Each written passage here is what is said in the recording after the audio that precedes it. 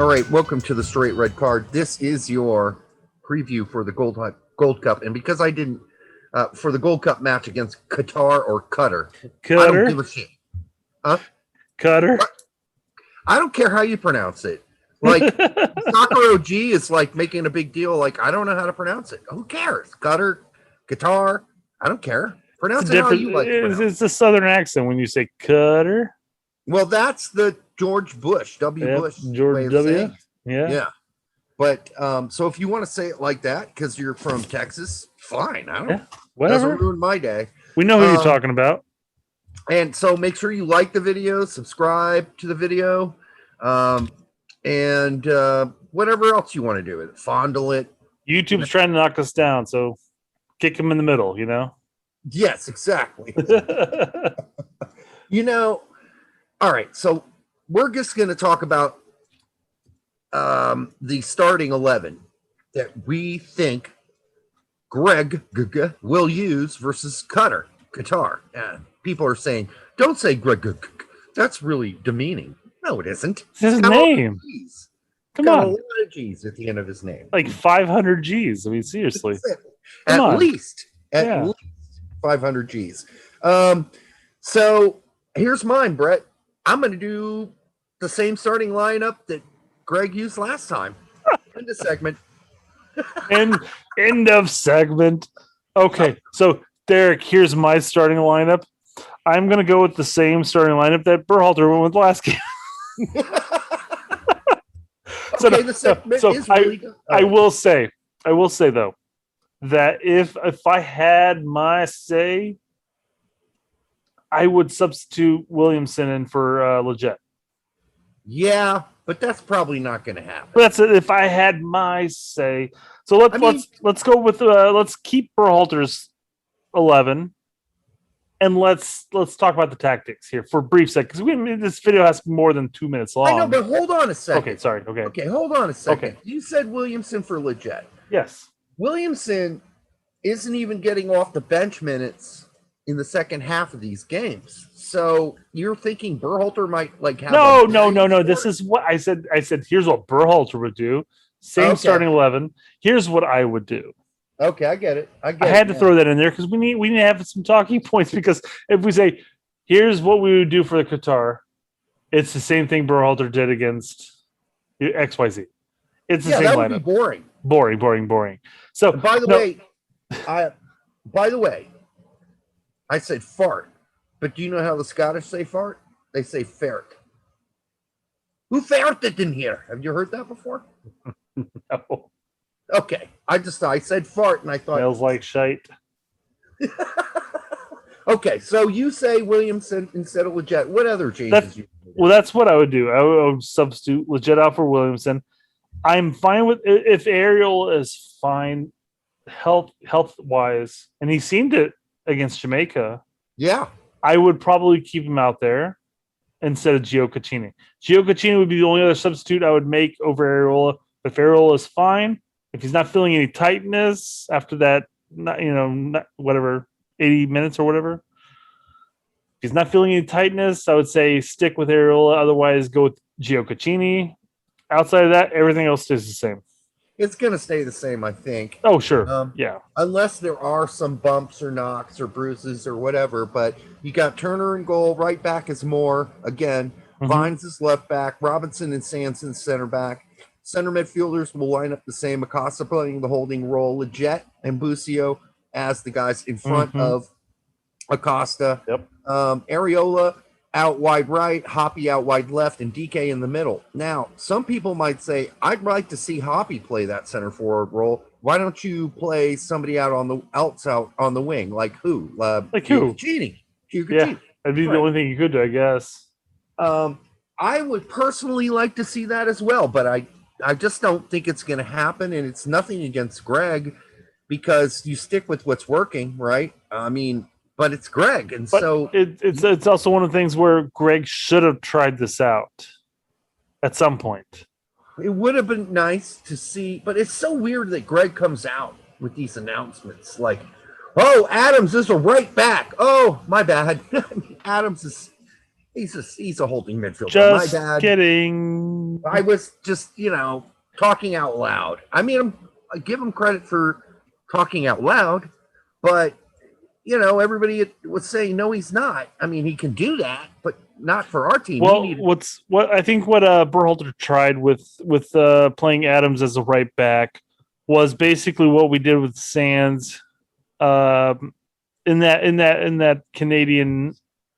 You mean tactics. He experimented? He's like, hey, he's a right back, but when we're in the attack, he's going to play as a holding midfielder, and then when we get in the defense, he'll come back. Yeah, I mean, the only difference being Sands played the central part of a 3. Yeah. And then would move up and play CDM holding midfielder when we were on the attack. So those are slightly different things coming from different places. Just a little bit. Just a bit.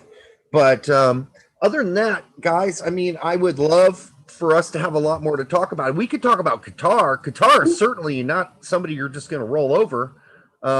This is not going to be an easy game either. And they've come here and they've made a mark. It's one of my picks that I got wrong.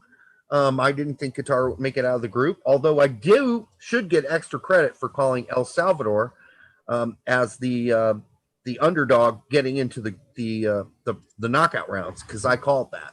I think Tactical had the opposite. I think he had El Salvador leaving and Qatar making it. Yeah, no, I mean, I'm talking about getting into the knockout rounds. Yeah. He did not help El Salvador even making the knockout rounds. I did. But he was vice versa. You had Qatar not making it, but El Salvador make it. He had Qatar making it, but not El Salvador. Right. Exactly. So, but the point is, this is not going to be an easy game, despite the fact that nobody's heard of a single player on Qatar, and they all play pretty much domestically. This is really a good, decent team. But they, their players are from all over the world. I mean, these are guys that have Qatari citizenship, a lot of them. They're not born in Qatar. Some of the best players on the team aren't. So they've done the best that they can to work up. And this is the same team, I believe, that's been playing together as youth in Qatar, a lot of them, for a long time. And this is a coach that's been with this team for a long time. So they're not going to be easy. They're not going to be pushovers. Yes, El Salvador almost caught them.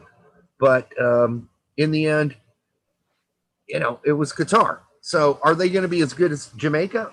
I don't think so. But, I don't know for a fact. And I don't know how Gregg's really going to line this team up.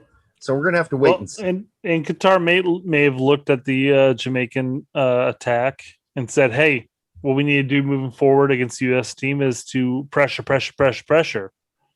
So again, for a short stint especially, we were on our heels. Yep. Against Jamaica. They had a couple opportunities, really, really poor opportunities taken, but still those chances were there, and that's what's sketchy.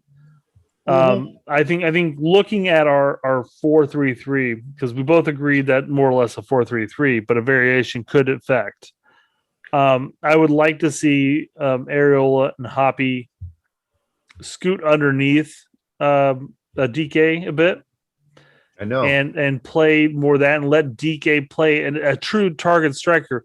Whereas, like I've mentioned before in the past, our center forward tends to push back a little too far to try to check to a ball, and then all of a sudden he's completely out of the attack.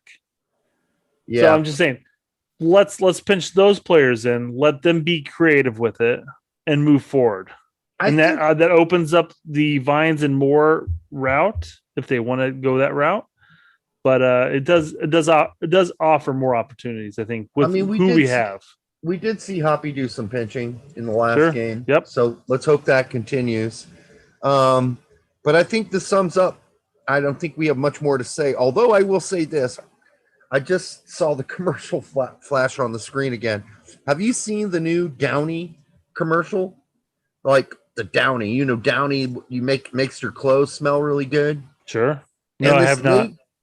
Okay, so in the Downy commercial, she uses the Downy, and then later in the commercial, she picks up a towel, and she says the following words: "It's been used, but it still smells fresh." And you're like, really? Well, what was it used for? Did somebody just wipe their hands with it? Did they rub it on their ass? Because that's going to make a really big difference about how that's going to smell. Yeah, even if it's only been used once. You know what I'm saying? Well, hopefully, even if you wipe your ass with it, hopefully the detergent you're cleaning your clothes and towels and shit with will remove said stench. So I'm just saying. It was only used once. He urinated all over this towel, but I'm putting it up to my nose and it still smells fresh. I mean, really? It's been used once, but it still smells fresh. It's been used once for what? You got to tell us what it's been used for. You can't say it's been used once. Like if somebody wiped their hands on it, big fucking deal. But if you try to, you got a wet dog and you smelly, wet, disgusting dog, and you're trying to get him dry, and you rub that towel all over it. It's been used once, but it's gonna stink like the dog. I don't care how much Downy you put on it. You are currently pissing Gizmo off right now. He's over in the corner shaking with anger. I mean, listen, he wouldn't have much effect on this, but my brother owns a Rottweiler, and as my brother puts it, it's the stinkiest, smelliest dog ever to exist. So, there's not a but much. It'll bite your face off if you fuck with the family. Don't fuck with the family. He's actually his. Yeah, well, I won't get into that. All right, until the next time on the Straight Red Card, Lieber meine Monkey Spiel.